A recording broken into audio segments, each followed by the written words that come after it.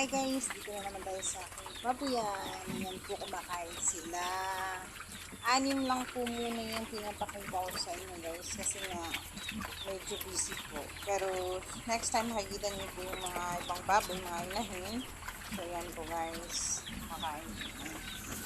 Ngayon guys, para hindi bumaho yung babuyan nyo at hindi magre-reklamo yung mga kapitbahay nyo. Kasi mabaho nga daw ang tayo ng baboy.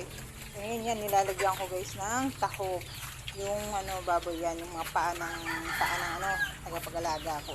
Tsaka ito na guys, bumili ako ng inuman ng baboy. Yan po ay 2 piraso kasi nasira 180 yan po ay tag 280. Tapos guys, ayan, kasi nasisira na yung una ko. Tapos eto ngayon guys, ang resibo ng pagkain ng baboy. So, yan. Don't forget guys, follow my YouTube channels and subscribe. Thank you so much.